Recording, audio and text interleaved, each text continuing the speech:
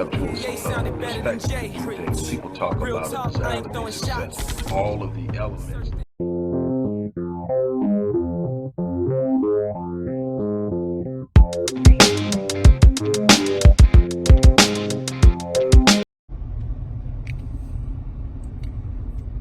Hello everybody, Dr. Rick Wallace dropping in on you. Hope everybody is doing great. Just decided to make a quick run. It's a beautiful day outside. Looks like a lot of people stayed home. That's good. Just wanted to kind of drop in and talk to you guys about some things that are going on. You know me, I'm all about the facts. I'm all about critical thought. I'm all about examining and researching and understanding. I think one of the things that we really suffer from as a collective group is the lack of critical thought based on adequate and scientific research. We tend to, even when we research, use our biases and our beliefs about what we think we're seeing or what we think we know, instead of the process of true discovery, which has to examine all of the possibilities. There's so much going on. There's this push to make this COVID-19 a black thing, and the numbers actually don't support it. Yes, blacks are in certain areas, in certain ways, disproportionately impacted by it, but a lot of that has to do with social constructs like poverty, cultural influences like diet, historical influences that come from slavery and certain behavior that make us more susceptible to the impact of COVID-19, things like diabetes, kidney disease, heart disease, things that we suffer from in a disproportionate level, things that are associated many times to diets that are based on the fact that we are, as a collective, an impoverished people. All of these things have to be taken into consideration. But even when you look at the numbers, and that is being considered, for instance, the numbers by race from the state of California are in, and 37% of the people impacted, the largest percentage, 37% by race of the people impacted by COVID is white people. 6% are black people. The death percentage in California for blacks is 3%. Now, if you take the number of those that make up that 3%, it's going to be a significant percentage of the black population, because the black population is smaller. However, we need to be aware of what's being pushed and why.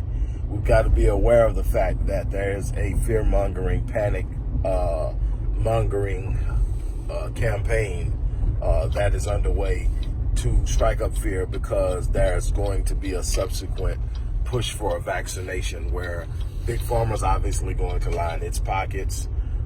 There's going to be a bunch of other things where they're talking about assigning cards that verify that you've been vaccinated and that you have an immunity based on the vaccination to COVID-19. There's a lot of scientific stretches that are pushing this thing, even when there is, quote unquote, a so-called vaccine, that it means an automatic immunity to the disease. And so we've got to be careful how we allow them to define that to us as well, to the virus, excuse me.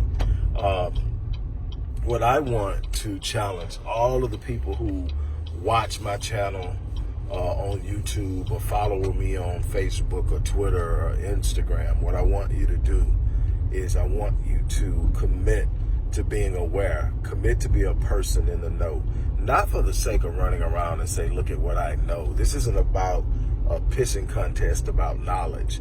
This is about an opportunity to empower our people to sit up and do the best we can to give knowledge. And acknowledgement is a key element to empowerment. I've said this many times before.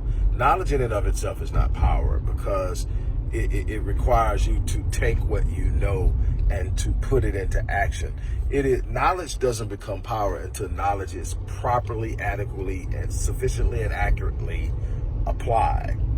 And so that is what we need to be doing. We need to learn what's going on so that we can come up with solutions, so that we're not just talking about the problem, so that we are talking about what we're going to do, developing strategies, creating agendas, and putting things into motion.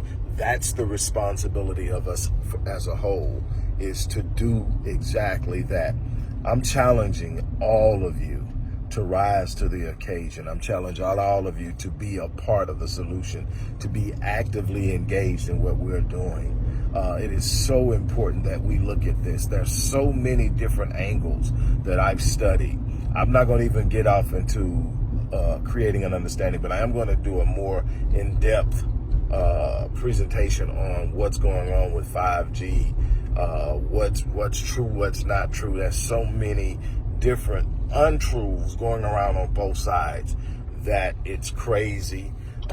It's amazing what people can come up with and what people will say, and how many people all of a sudden used to work in this and do this or know this so they can give their input, and it doesn't measure up to the research and to the science. I'm a researcher. That's what I've always been. I am a researcher. I learn and then I share. I want you to make your own decisions. I want you to draw your own conclusions. But I'm going to give you as much of what I can to share with you so that you know what it is that you're actually talking about, or evaluating or assessing. And on that note, I'm going to get ready to get off of here and do what I need to do. And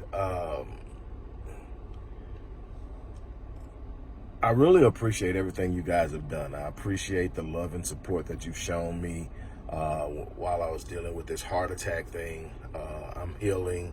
I'm on the mend. I'm taking care of myself, going for daily runs. Now I'm at to the point where I can actually jog a little, taking it one step at a time. Still doing way more walking than jogging, but I'm getting back to the flow of things, eating better, doing things to be more active, especially making sure I'm doing that with the corona lockdown where everybody's stuck in the house. So once again, I thank you guys for all the love and support and the checking in on me. It did not go unnoticed. I am so grateful for that. Also, finally, don't forget to support the work we do at the Odyssey Project. Don't forget to show love. We still have work to do. This hasn't changed one thing. We have not lost our focus. We are still Black Men Lead, on it. Restoring Ghettos Forgotten Daughters, on it. Black Empowerment Initiative, on it. The new Mental Health Initiative, we're definitely on it. There's so much work to do, and we're committed to it. How much of myself I can do and give and all of that is a little different now, because I've promised my wife and my family that I'm going to be more aware of what I need to do to be healthy, and I'm not going to push myself as hard as I have been. I'm going to give some consideration to my health and being healthy and around for my family. Plus, there's still a lot I've got to give knowledge-wise, and I need to be around to do that. But I am still 100% committed. I'm still looking forward to working with the people who have the background in mental health, the people who want to do and set up Black Men Lead programs in their city. I'll be actually recontacting you guys starting this week. My peeps in Chicago, we had gotten off to a good start. We're going to get back. Peeps in Charlotte, hey, I'm looking for you. Orlando, down in Southern Florida as well. We're definitely going to get it going. And you know, in Texas, we riding hard. So get ready. We're going to get this thing going. But definitely show your love, show your support. The way that you can support us is always going to be in the first paragraph of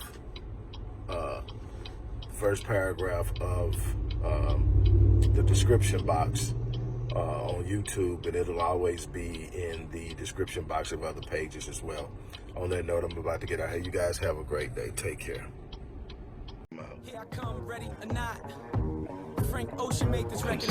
from a conceptual perspective, people talk about it as out of success.